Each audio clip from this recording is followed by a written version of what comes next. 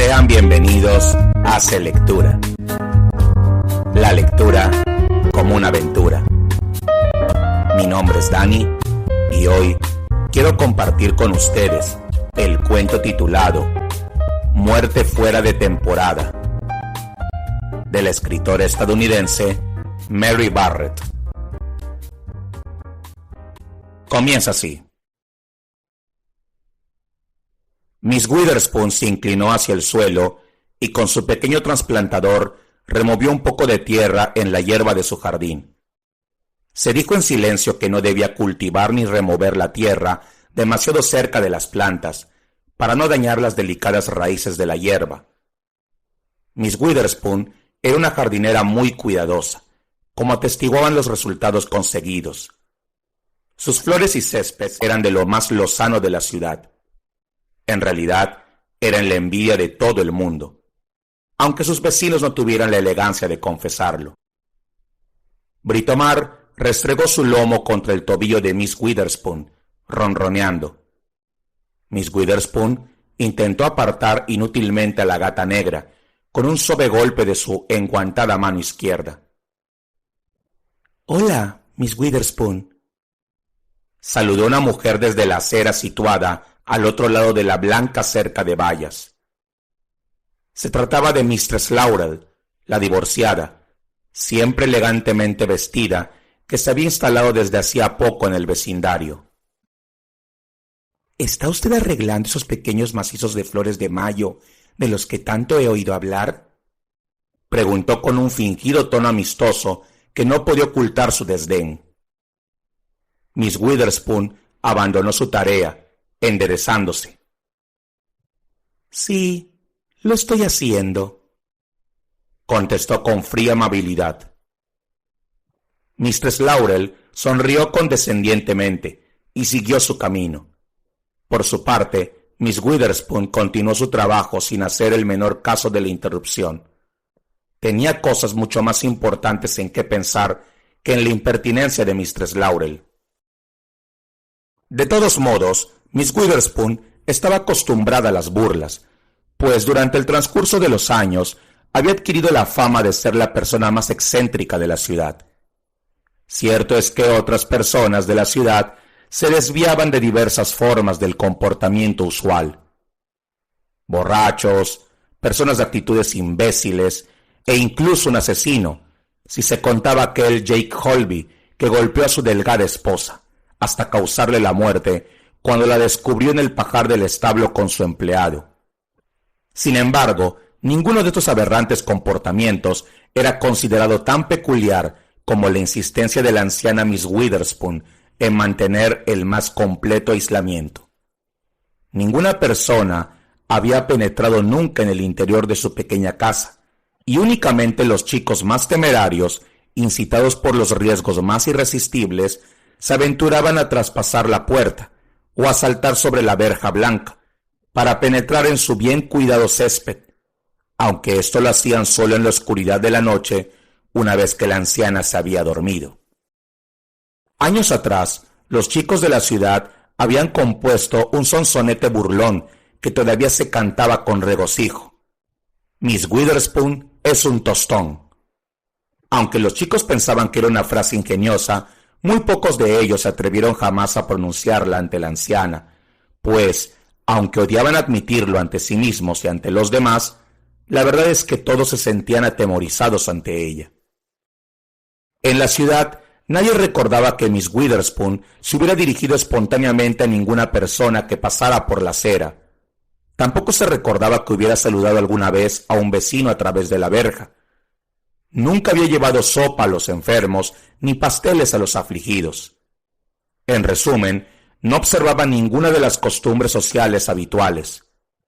Si alguna vez alguien se atrevió a preguntarle el porqué, y si ella decidió contestar, habría dicho que prefería las plantas a la gente, principalmente porque las plantas no pecaban y eran incapaces de causar mal, y además porque, manteniendo su aislamiento, podía observar mejor y objetivamente los delitos cometidos por quienes la rodeaban. Sin embargo, Miss Witherspoon observaba un ritual propio, más o menos social, que realizaba fielmente una vez al año, la noche de Walpurgis. Mistress Laurel se había referido precisamente a este acontecimiento anual, pero ella no conocía, como no lo conocía ninguna otra persona, el ritual completo.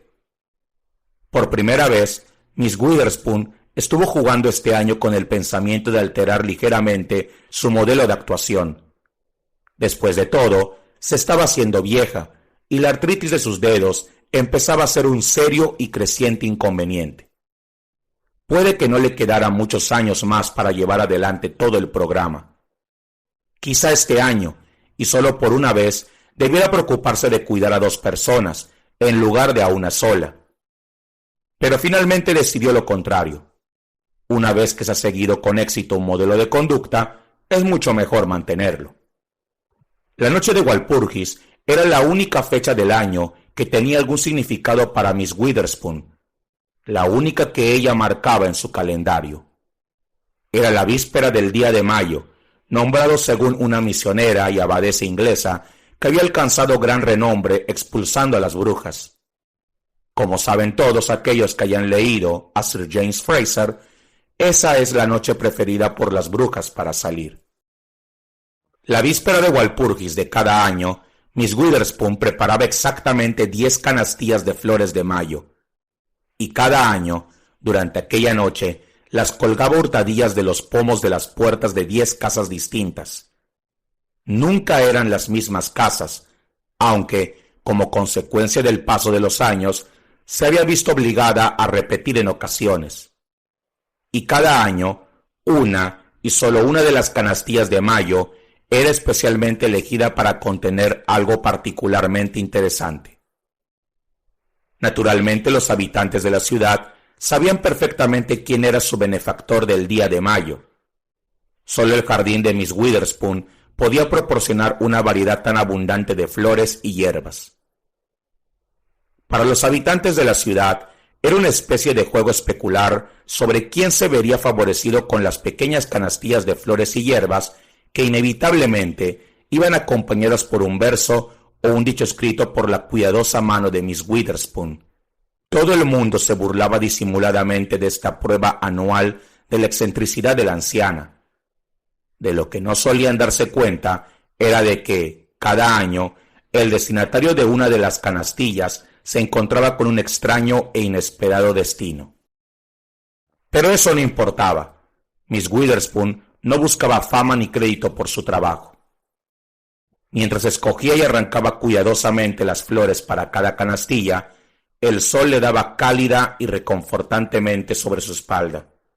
Ella saboreaba en su mente sus queridos nombres latinos: Latirus odoratus, guisante de olor; Lobularia marítima, aliso de olor; Convallaria majalis, lirio de los valles; y desde luego el fabuloso jacinto que surgió de la sangre del amigo moribundo de Apolo, esa flor sanguínea dedicada con dolor.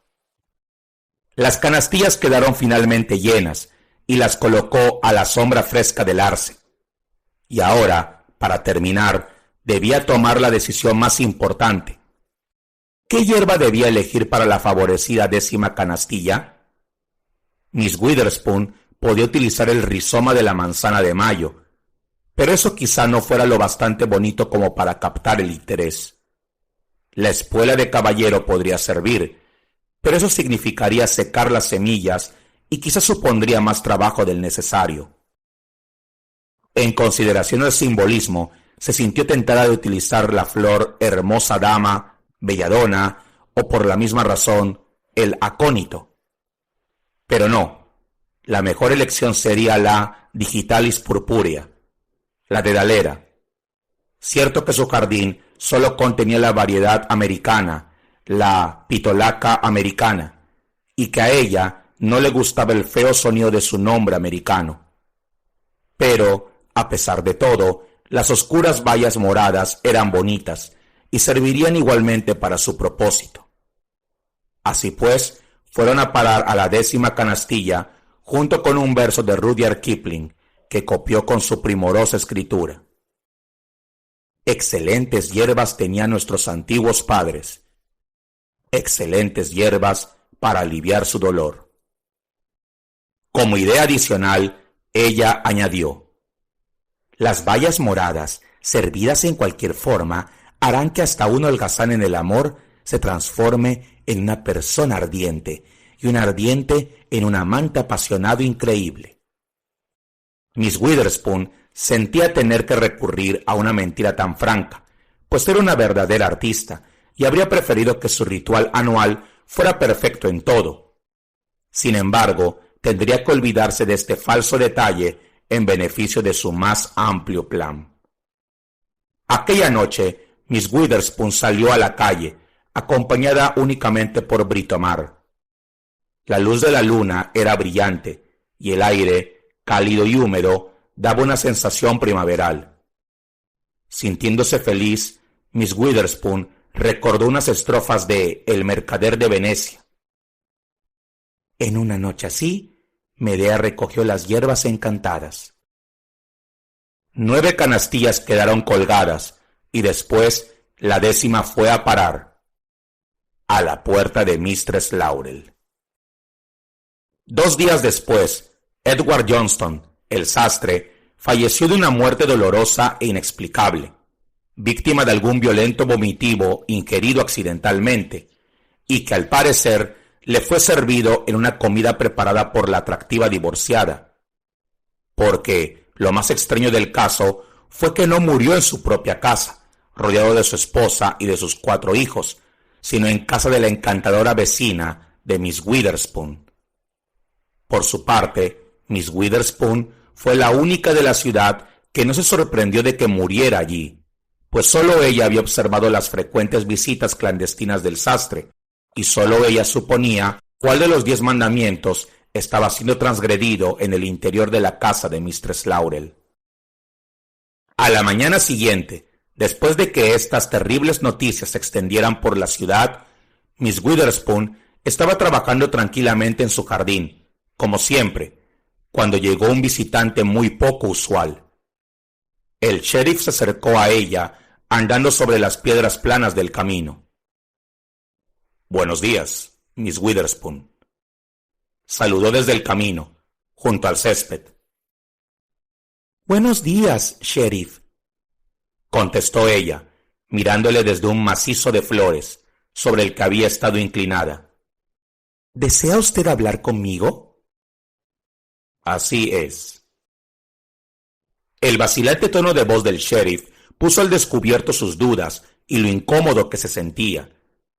Ahora que la podía mirar directamente, le pareció una persona absolutamente inocente, incapaz de hacer daño a nadie. Y sin embargo, cuando su teoría había terminado por confirmarse aquella mañana, le pareció firme, aunque de una forma extraña. «Entremos», sugirió Miss Witherspoon. «Allí podremos hablar tranquilamente».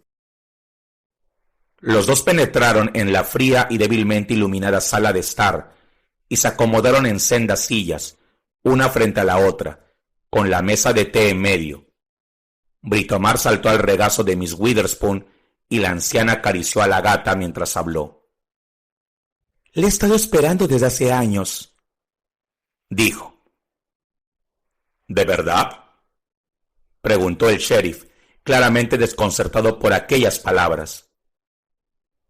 «Oh, sí, sabía que no era usted un estúpido, y que algún año llegaría a darse cuenta de la verdad acerca de mis pequeños rituales». «¿Quiere decir que ha hecho esto antes?» Miss Witherspoon asintió con la cabeza. «¿Sabía usted que acabaría por ser descubierta y, sin embargo, continuó haciéndolo?» «Claro que seguía haciéndolo. No abandonaría usted fácilmente su trabajo, su misión en la vida, ¿verdad, sheriff?» La anciana se detuvo, aunque la pregunta era evidentemente retórica. «Claro que no lo haría», se contestó a sí misma. «Y tampoco lo haría yo. Después de todo, trabajamos en lo mismo, y ninguno de nosotros podría abandonar honorablemente su tarea. El mundo necesita de nuestros esfuerzos». El sheriff, que ya empezaba a comprender, preguntó con amabilidad: ¿Y cuál cree usted que es nuestro trabajo? ¿Cómo?, exclamó. limpiar la ciudad de malhechores, Afirmó, como la cosa más natural del mundo. Hay demasiados para que usted solo se encargue de todos, y muchos de ellos no despiertan su atención. Eso es por lo que todos los años selecciona un solo candidato para su extinción. El sheriff no supo qué responder. Miss Witherspoon apartó a la gata de su regazo y se levantó. Perdóneme, haré el té. Al cabo de unos minutos, regresó de la cocina con una bandeja sobre la que había colocado los elementos necesarios para servir el té. Durante su ausencia, el sheriff había decidido cuál sería su próxima pregunta. ¿Cómo escogió usted sus candidatos para la extinción?, preguntó. Muy simple. Tomaba nota de las personas que violaban uno de los 10 mandamientos y les disponía por orden. Este año había llegado el 7º mandamiento. Se miró las manos, plegadas sobre su regazo, como si no se atreviera a pronunciar en voz alta las palabras ante la presencia de un hombre. No cometerás adulterio. ¿Quiere usted decir con eso que ya ha eliminado a otras 6 personas?, preguntó el sheriff. Así es. El orgullo con que contestó Miss Witherspoon fue evidente. Empezando por la persona que violó el primer mandamiento con un mayor descaro. John Leger, el presidente del banco que tanto adoraba el dinero. Y así seguí con la lista hasta llegar al número 7. Se detuvo un momento, como si esperara un elogio, pero al ver que no escuchaba ninguno, continuó. Mi mayor dificultad se me presentó el año pasado, para encontrar un candidato para el número 6. Usted hace un trabajo muy eficiente cuando se trata de detener a los pocos que matan. Ahora adoptaba el tono de un profesional que está hablando con otro. Pero al fin conseguí lo que buscaba. Como comprenderá, el mandamiento no especifica lo que no se debe matar, y todo el mundo sabía que Edna Fairbanks solía preparar carne envenenada para que se la comieran los gatos. ¡Así es que fue eso!, exclamó el sheriff, dando un suspiro al haber podido resolver de pronto aquel enigma que le atormentaba desde hacía un año. Y entonces preguntó: «Pero, ¿qué sucede con usted, Miss Witherspoon? ¿No ha estado violando usted misma el 6º mandamiento?» En realidad no, contestó la anciana, brillándole los ojos ante el placer de poder revelar finalmente a alguien su inteligencia. He pensado en todo eso con mucho cuidado. En realidad, no he matado a nadie. Me limité a poner a su alcance el instrumento de la muerte. No hay ningún mandamiento que prohíba eso. El sheriff pensó que la anciana estaba mucho más loca de lo que se había imaginado. En voz alta preguntó: «Pero usted se aseguró de que esas personas utilizarían el instrumento, ¿no es cierto? Fue la nota encontrada en la canastilla de Mistress Laurel la que me hizo pensar en usted». Es cierto que mis notas animaban a esas personas a utilizar mis hierbas, pero solo tuve éxito porque los mensajes que les daba estimulaban lo peor de las personas que los recibían. Era la misma maldad por la que estaban siendo castigadas. «Bien», dijo el sheriff, admirándola muy a su pesar. «Ha hecho usted un trabajo concienzudo, pero aunque haya sido así, comprenderá que no podemos dejarla en libertad». «Oh, eso lo comprendo», dijo Miss Witherspoon alegremente. «Usted tiene un trabajo que hacer». El sheriff suspiró con alivio. Aquel asunto se iba a desarrollar mucho mejor de lo que había temido. «Tómese un poco de tiempo para arreglar sus cosas», le dijo. y volveré más tarde a por usted con una orden de arresto.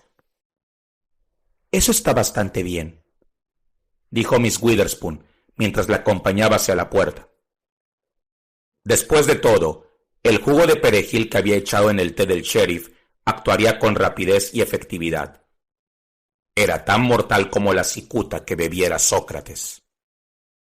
Sentía mucho que esta muerte tuviera que producirse fuera de temporada, pero, al fin y al cabo, se trataba de una emergencia. Tampoco le había dicho al sheriff que se había visto obligada a saltarse uno de los mandamientos de la lista. Por lo que sabía, el sheriff no había robado nada, pero sin duda alguna estaba a punto de violar el mandamiento número 9. Pues, ¿acaso no estaba planeando sostener un falso testimonio contra ella?